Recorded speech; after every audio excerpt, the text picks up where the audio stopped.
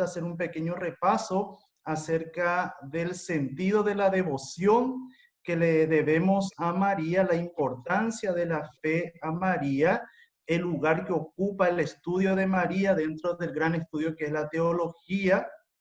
Voy a tocar ciertos puntos que lo tenemos bien cercano, que son documentos del Vaticano II.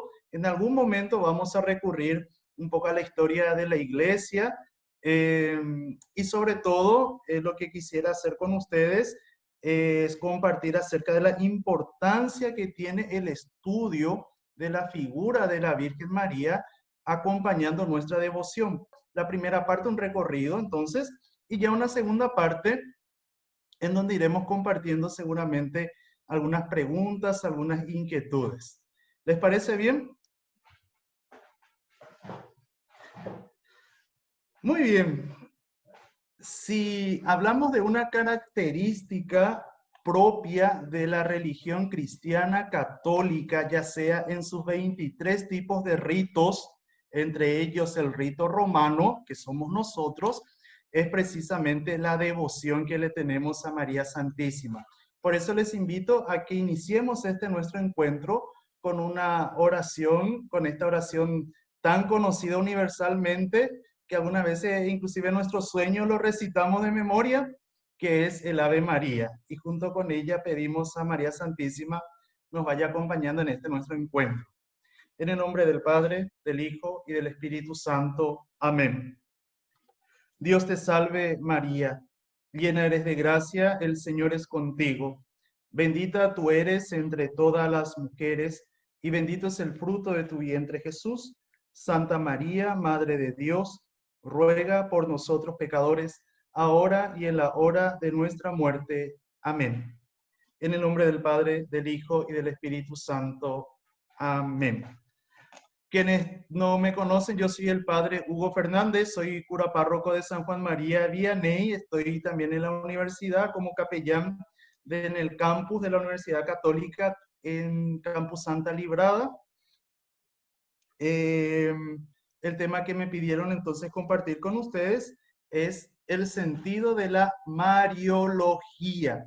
La Mariología es una ciencia como tal, una ciencia bien completa, y se desprende de una ciencia mucho más amplia, mucho más grande, que es la teología. La teología, entre todas sus ramas, se desprende de ella una bastante peculiar y especial, que es la Mariología, la ciencia por el cual vamos estudiando la figura y la importancia de María en la historia de la salvación y en los elementos que nos entrega la revelación.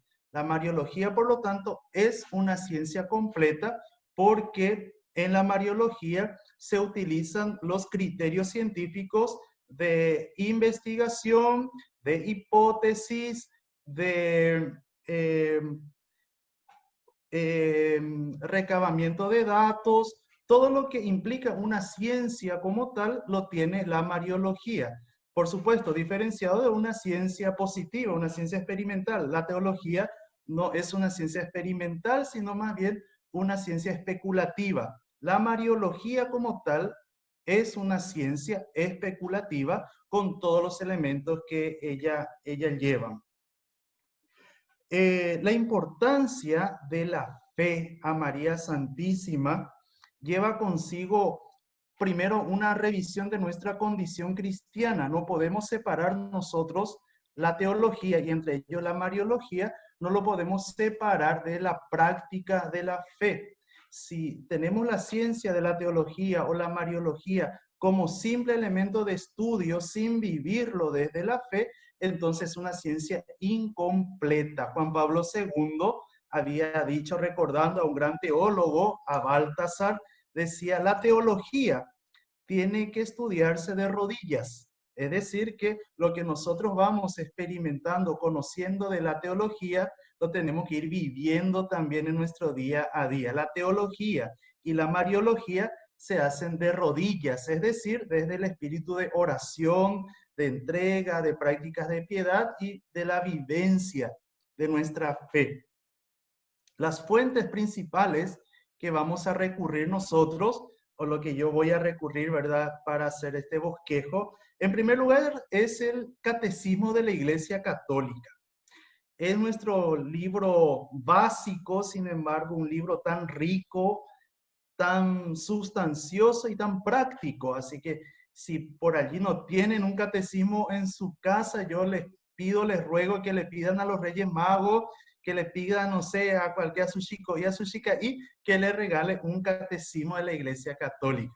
En ella vamos a encontrar dos apartados acerca de María Santísima. Uno, en la primera parte del catecismo, cuando habla de los elementos de nuestra fe, fue concebido por obra y gracia del Espíritu Santo, nació de Santa María, y allí se hace el catecismo, hace un repaso de la figura y de la importancia de María en la historia de la salvación. Y luego ya cuando hable de la iglesia, el catecismo habla acerca de la esperanza que tenemos como iglesia de alcanzar la gloria a ejemplo de María. Entonces, nuestro documento principal siempre va a ser, a la par de la Sagrada Escritura, a la par de la Biblia, siempre va a ser el catecismo, porque el catecismo nos ilumina en todo.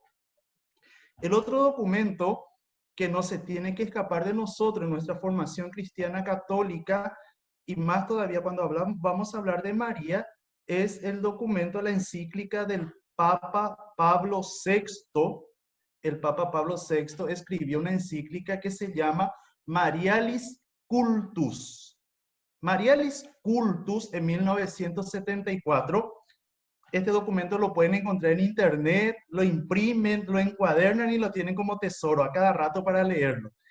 Este documento es importante para nosotros porque en 1974 sucede un fenómeno dentro de la piedad mariana. Se está abusando de la piedad mariana y empieza a haber cierto desequilibrio en todo lo que conlleva la piedad popular.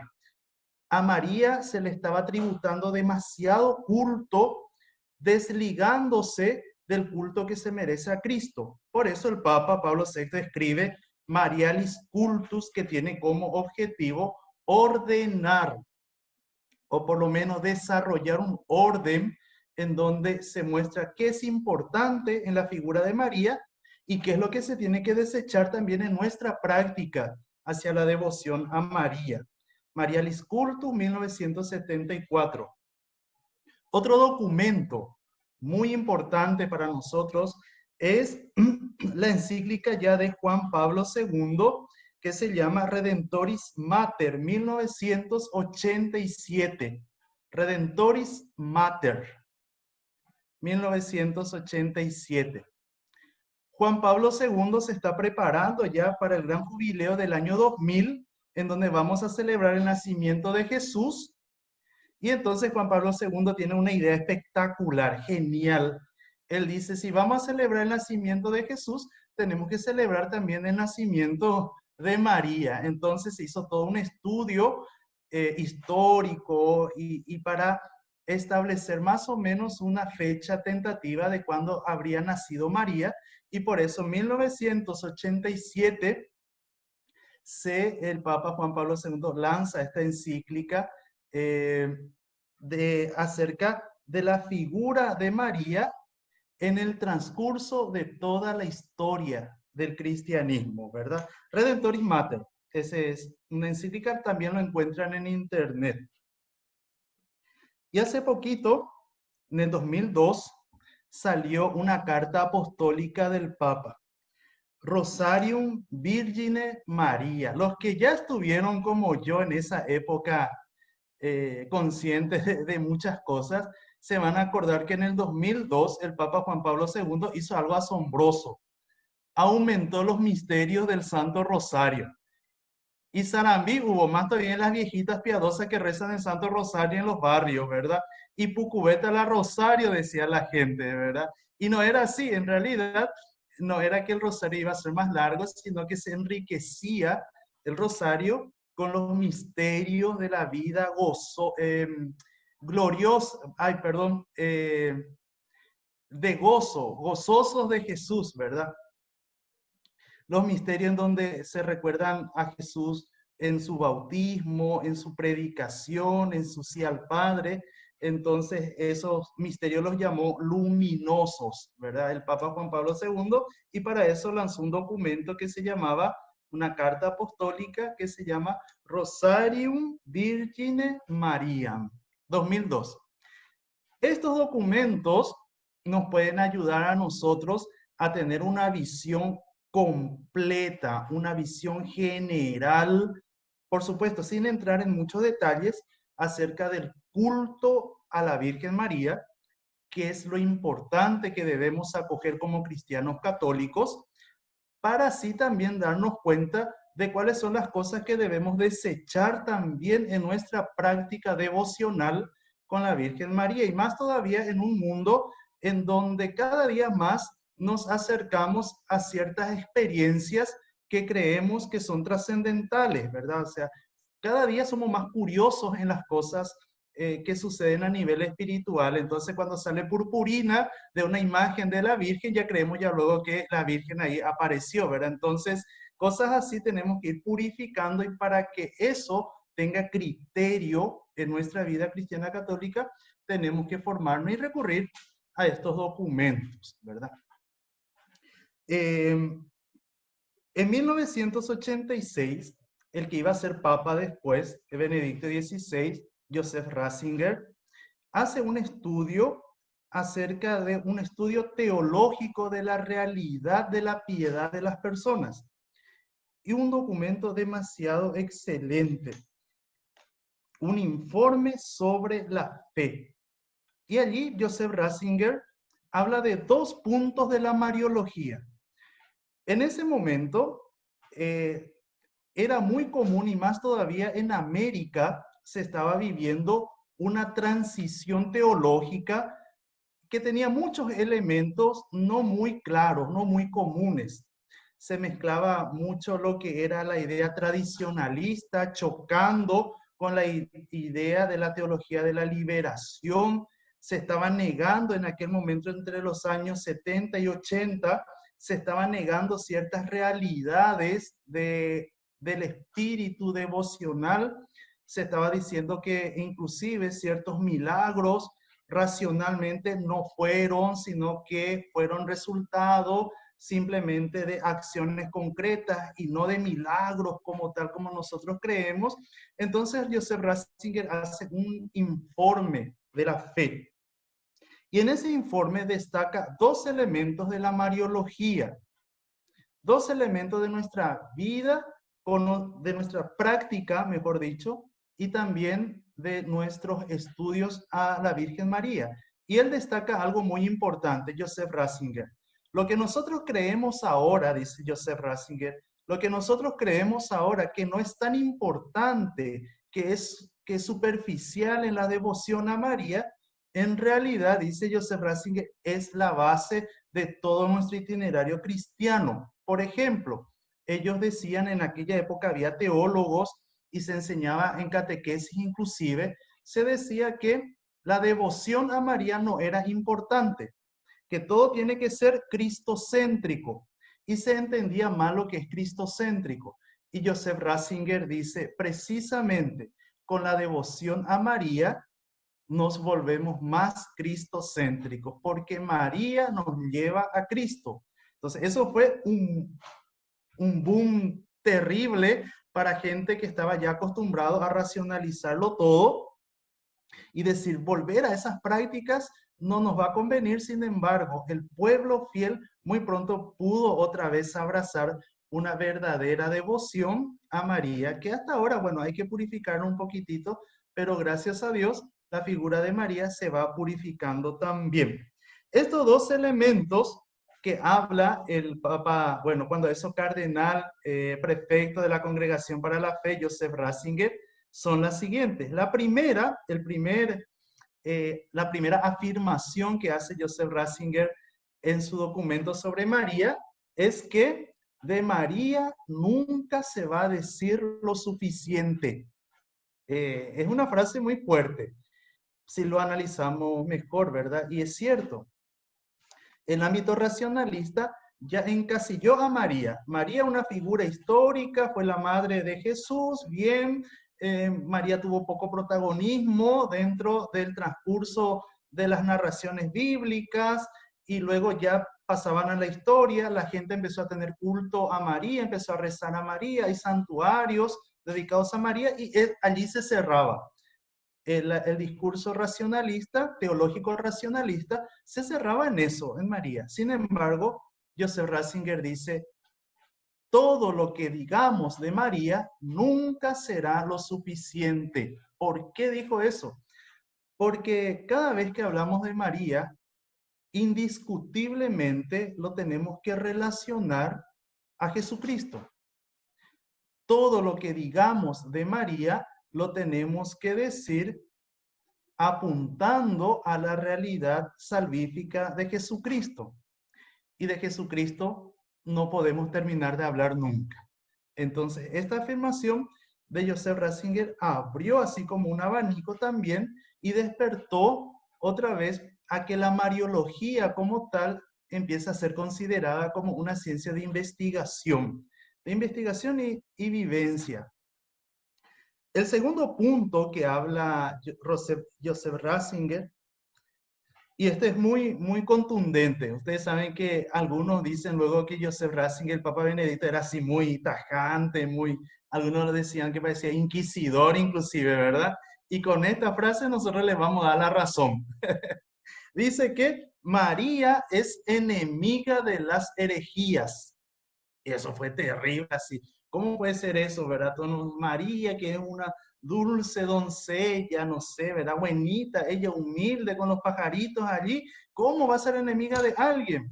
Sí, María es enemiga, dice Joseph Ratzinger, de todas las herejías, porque la herejía es contradecir un dogma de fe.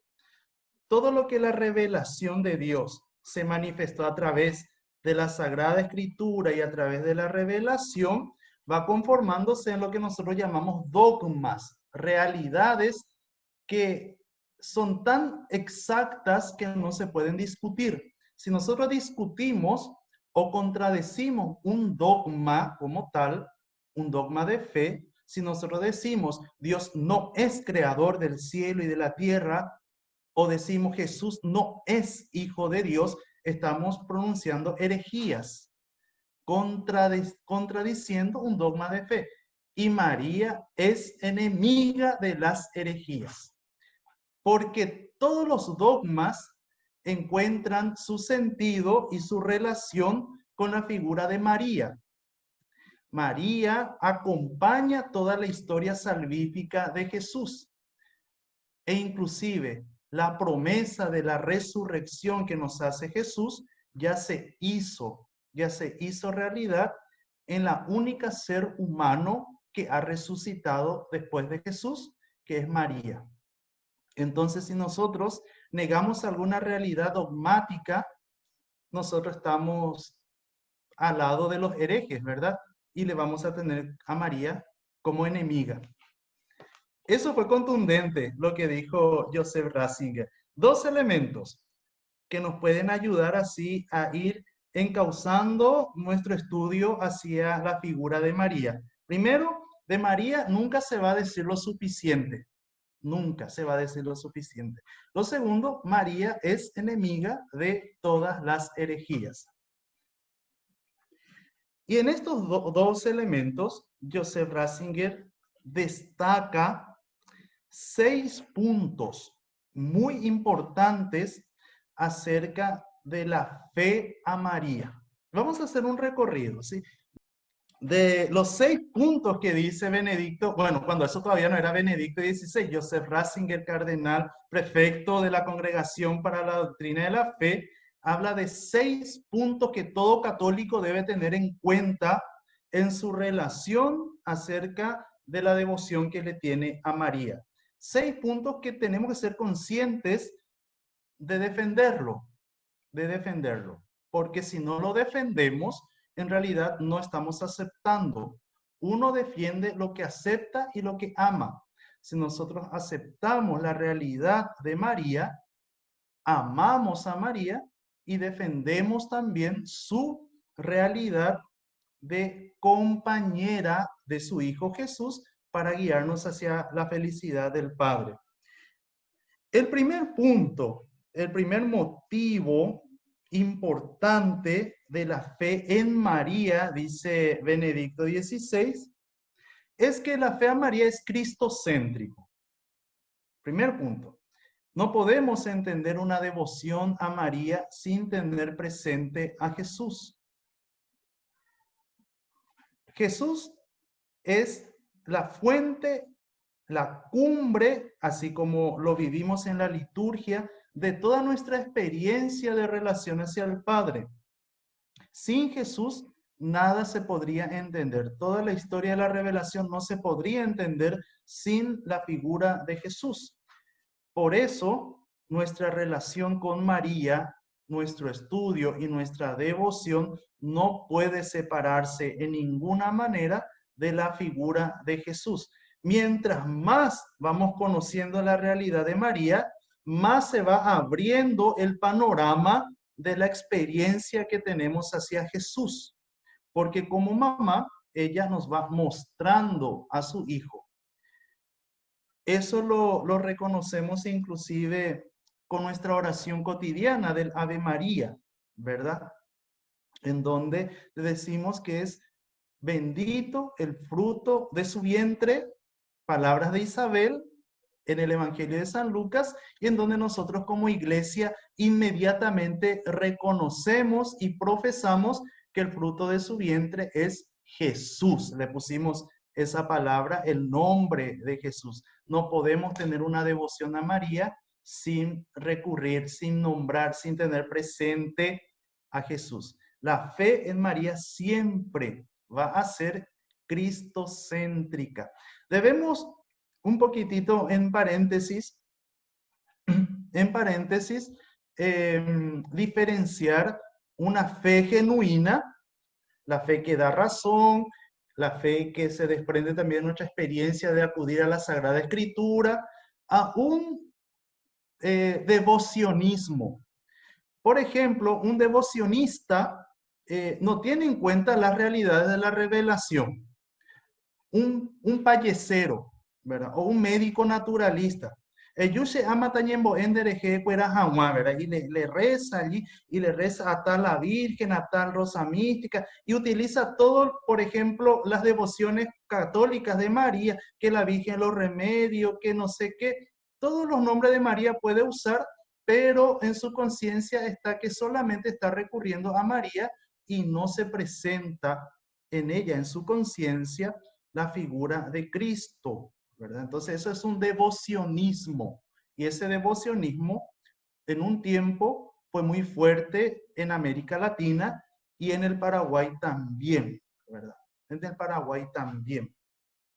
Las abuelitas que tenían su altar grandioso a la Virgen, pero cuando se le decía, ¿por qué no tiene un crucifijo? No, peamos vale, ya pago sufrimiento la crucifijo, ¿verdad? Entonces ahí nos damos cuenta de la conciencia que tenía muchas veces la gente de separar la figura de María de la figura de Jesús. Eso es devocionismo. Vamos nosotros hablando de la fe. Yo me imagino que todos los que están acá no son ninguno, son payeceros, ¿verdad? Así que no tienen cara ustedes de médico, ñana. Entonces, yo sé que ustedes van más bien por el sentido de la fe genuina. La fe en María siempre será cristocéntrico. Reconocer a María es reconocer nuestra centralidad en Cristo. María tiene 4 realidades que nosotros lo llamamos los 4 dogmas de María Santísima. Cuatro realidades, cuatro acontecimientos en la vida de María que para nosotros es motivo de ver allí la acción salvadora de Jesucristo. Los 4 dogmas de María, ustedes saben que la primera de todas, indiscutible, es que María es madre de Dios. Si nosotros negamos esta realidad, si decimos, no, María no puede ser madre de Dios, entonces nosotros estamos negando la divinidad de Jesucristo. Y es lo que pasó con Nestorio, con Arrio, allá en los años 200, en los años 400 de la era cristiana, con los concilios que hubo en el año 360, 321, y así, ¿verdad? Cuando alguien niega la maternidad de María, la maternidad divina de María, está negando la divinidad de Jesucristo. María es madre de Dios. ¿Por qué? Porque Jesús, hijo, es verdadero Dios y verdadero hombre. Y de ella, de su vientre, nació Jesús. Lo dice San Pablo en la carta a los Efesios, nacido de mujer. Dice, el primer texto del Nuevo Testamento que hace referencia a María es la carta a los Efesios de San Pablo. Nacido de mujer. María es madre de Dios. El segundo dogma, la segunda realidad de María es aquella que nosotros afirmamos en su condición de doncella, que ha sido virgen. La virginidad de María es el segundo dogma. Jesús, verdadero Dios y verdadero hombre, llegó al mundo, se hizo uno como nosotros, pero la mancha del pecado original no pudo tocarlo, ¿verdad?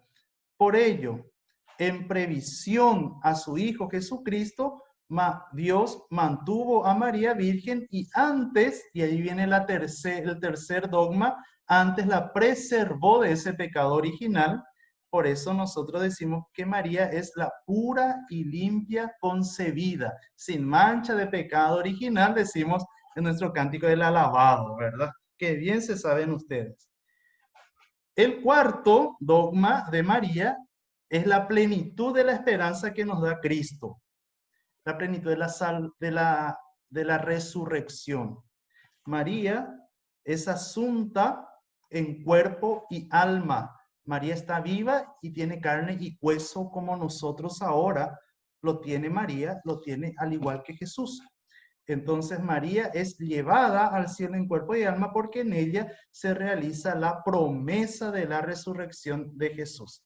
Entonces estas cuatro realidades de María, los cuatro dogmas de María, no pueden ser entendidas sin esta realidad salvadora de Jesús.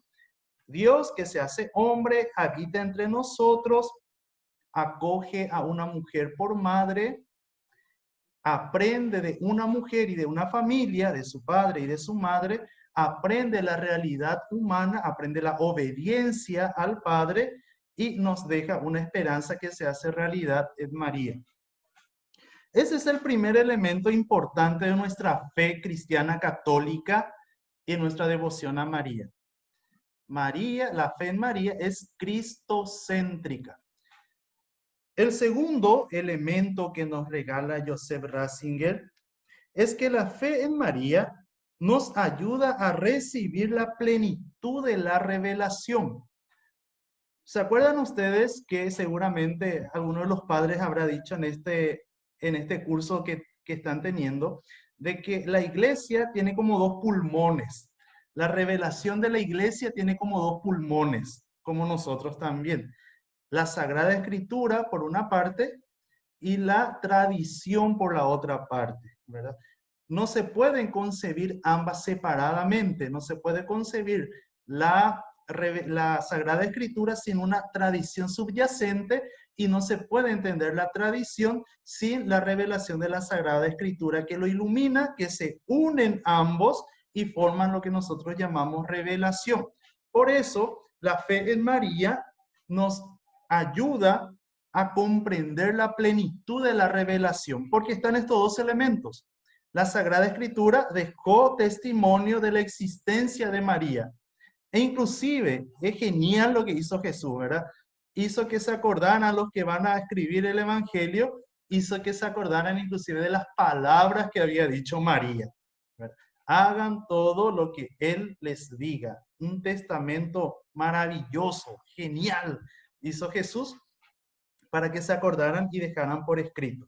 Está en la Sagrada Escritura la figura de María, las palabras de María, las acciones de María están en la Sagrada Escritura, que la comunidad cristiana, la primitiva comunidad cristiana, fue viviendo también esta relación tan humana de acercarse a la figura de la madre del Mesías a través de prácticas, ¿verdad? Y estas prácticas fueron convirtiéndose en nuestras tradiciones. ¿Se acuerdan ustedes que la oración mariana más antigua del cual se tiene conocimiento es allá por el año 120, 130 de nuestra era cristiana, en donde ni siquiera todo el contenido de nuestra fe ha sido establecido todavía bien? Ya había una devoción a María con una oración fabulosa, importante. Bajo tu amparo nos acogemos, Santa Madre de Dios, dice la oración más antigua, y eso no está en la Biblia, pero está en el depósito de la tradición y fue iluminada por la Sagrada Escritura. Por eso, el segundo punto de la importancia de nuestra fe a María es en que en la fe a María vamos encontrando la plenitud de la revelación. Sagrada Escritura y tradición al mismo tiempo. El tercer elemento que nos habla Joseph Ratzinger es que la fe en María nos ayuda a ver el conjunto de la Sagrada Escritura. ¿Cómo puede ser eso? La Biblia no se puede concebir o no se puede tener el sentido de comprensión de la Biblia si simplemente lo dividimos. Si, por ejemplo, creemos más en el Antiguo Testamento y tenemos como complemento el Nuevo Testamento, entonces nuestra interpretación de la Sagrada Escritura va a ser incompletísimo. O al revés, si tenemos solamente el Nuevo Testamento como el libro más importante, la parte más importante, y ya como un complemento del Antiguo Testamento, entonces allí otra vez la misma cosa, ¿verdad? Con la figura de María se une el Antiguo y el Nuevo Testamento. Una promesa que viene, ¿se acuerdan ustedes? La promesa que viene allá desde los profetas, en que una doncella dará a luz, ¿verdad? Decía el profeta, era como una esperanza remota en el Antiguo Testamento que empieza a tener sentido con el Evangelio, en donde hay un anuncio a una joven, a una doncella, en que ella dará a luz al Hijo de Dios. Quedábamos en que este tercer punto importantísimo que indica Joseph Ratzinger en la importancia de la fe en María es que en ella la Sagrada Escritura se puede entender en su conjunto, ¿verdad? E inclusive remonta, ¿verdad? Benedicto XVI a que aquella situación de lo que llaman los teólogos protoevangelio, el Génesis, en donde hay una promesa hecha por Dios a la mujer, ¿verdad? Vendrá una de tu estirpe que pisará la cabeza. Imagínense, se da todita la línea histórica salvífica para que el primer libro de la Biblia pueda tener un sentido en el último libro de la Biblia, el Apocalipsis, en donde la doncella pisa la cabeza de la serpiente, ¿verdad? Entonces ahí vemos que en los dos extremos de la Sagrada Escritura podemos encontrar el hilo conductor también en la figura de María.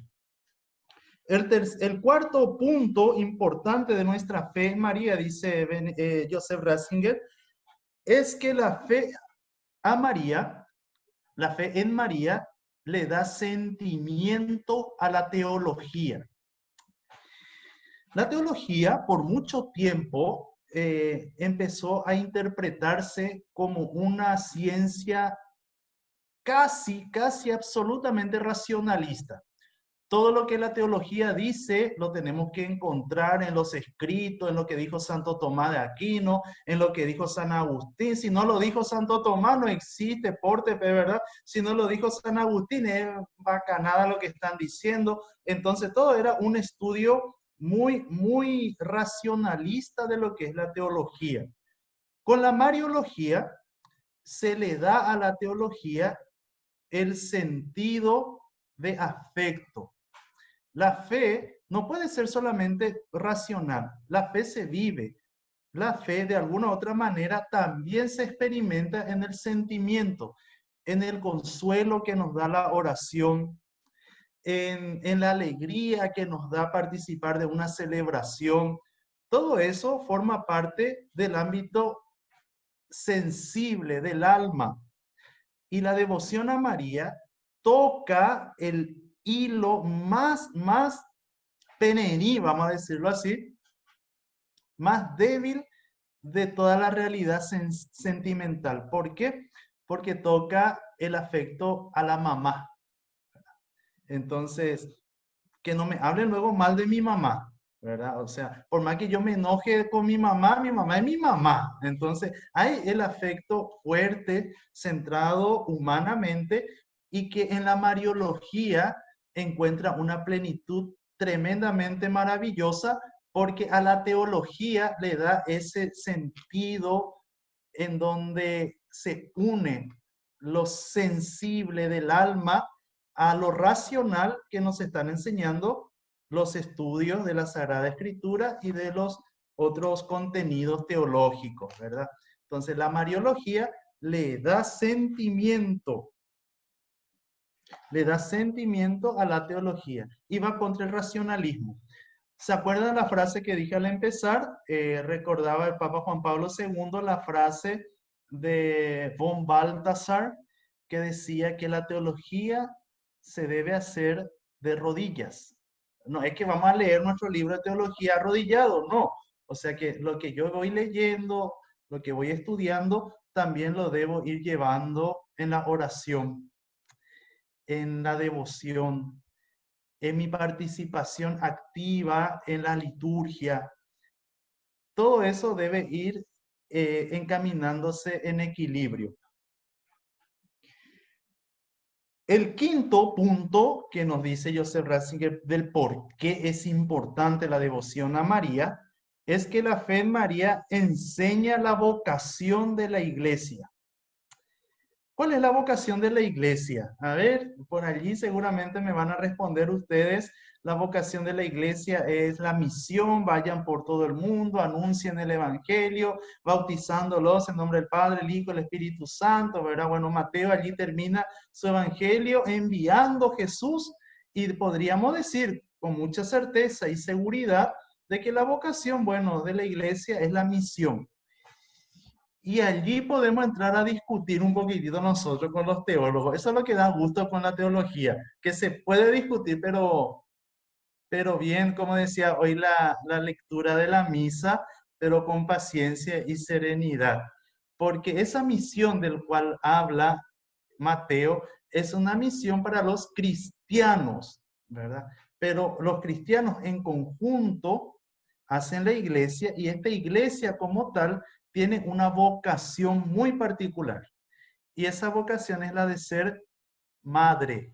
La vocación de la iglesia es la de ser madre. Por eso las antiguas oraciones decían, por nuestra madre, la Santa Iglesia, decía antiguamente la oración, y que es un sentido que poco a poco se fue dejando de lado y que ahora con estos documentos se vuelve a querer traer con el Concilio Vaticano II, por sobre todo, de que la iglesia es mamá, ¿verdad? La madre es la iglesia, nuestra Santa Madre, la iglesia. La vocación de la iglesia es la vocación maternal. ¿Por qué? Porque una mamá cuida, una mamá indica lo bueno que tiene que ir haciendo el hijo para que crezca haciendo el bien. Una mamá de vez en cuando estira la oreja también, ¿verdad? Cuando el niño, a mí por lo menos me estiró mucho, parece mi mamá mi oreja. Una mamá lo que hace es estar al pendiente de que su hijo crezca bien. Y esa vocación de la iglesia lo acompaña la figura de María. María que acompañó el crecimiento de su hijo Jesucristo y que guardaba las cosas que estaba viviendo con Jesús en su corazón, es lo que se experimenta en el espíritu de la iglesia. La iglesia nos instruye, la iglesia nos alimenta a través del sacramento que se hace presente en la Eucaristía. La iglesia nos estira también la oreja, para eso está el derecho canónico, en donde nosotros vamos sabiendo allí, conociendo nuestros deberes, nuestras obligaciones. La iglesia siempre va a estar pendiente por el crecimiento completo, integral y no solamente espiritual. Por eso la iglesia tiene su pastoral social, tiene sus pastorales especializadas, en fin, tiene todo un ámbito en donde se ayuda a que los fieles, las personas vayan creciendo integralmente, espiritual y físicamente. Por eso la iglesia siempre se preocupó de que haya universidades, por eso la iglesia siempre se preocupó de que haya hospitales, de que haya orfanatos, de que haya servicios en donde se pueda ayudar al necesitado. ¿Por qué? Porque una mamá siempre va a estar al pendiente de su hijo para que esté bien. Y esa condición lo comparte María con la iglesia. ¿Por qué es importante la fe en María? Porque María muestra la vocación que tiene la iglesia, la de ser mamá. Y último punto, el punto 6 que habla Benedicto, es uno de los puntos actualmente no controvertidos, sino que menos indicados, o sea, que no se nombra mucho. La fe en María es el verdadero modelo de feminidad. Sí, Joseph Ratzinger en esa época se adelantó muchísimo a toda la revolución del sentido genérico que se iba a implementar en estos primeros años del siglo XXI, parece estamos, ¿verdad? Del siglo XXI, en donde ya había como un cierto presentimiento de que las cosas iban a salirse de camino, en que se iban a tener unas directrices o se iban a conformar unas ideas de la antropología que iba a desviarse de lo que correctamente se fue forjando durante todo el transcurso de la historia.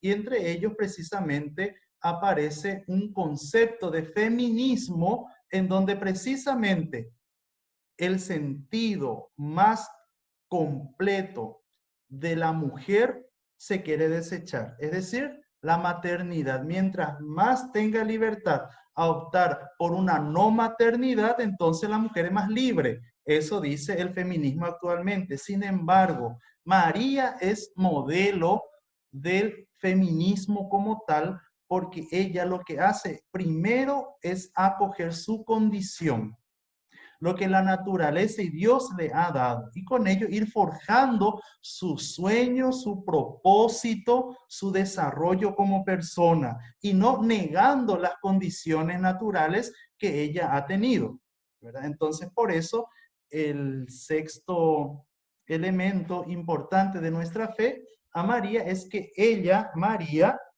desvela el verdadero sentido de la feminidad.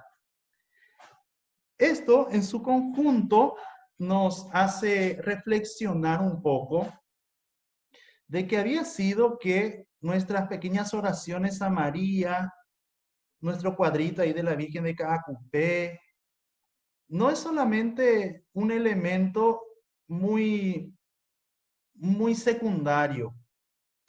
La fe en María es constituyente de nuestro cristianismo. No se puede desvirtuar el cristianismo dejando de lado, perdón, no se puede interpretar el cristianismo dejando de lado la figura y la fe en María. Si se hace eso, se desvirtúa el cristianismo. Ustedes van a decir, pero con todo lo que el padre Hugo está diciendo, él parece un enamorado de María nomás luego, y sí, ¿verdad? Porque un cristiano que no esté enamorado de la figura de María no puede ser cristiano, porque María nos ayuda a interpretar la centralidad de Jesucristo en nuestra vida, ¿verdad? Con todo esto, creo que di un recorrido acerca del sentido de la Mariología. Me habían pedido en algún momento hablarles de devociones de María y cosas que sería muy interesante en algún otro momento, pero lo que yo quería hacer es ir un poco al caracú, ¿verdad? De nuestra formación teológica.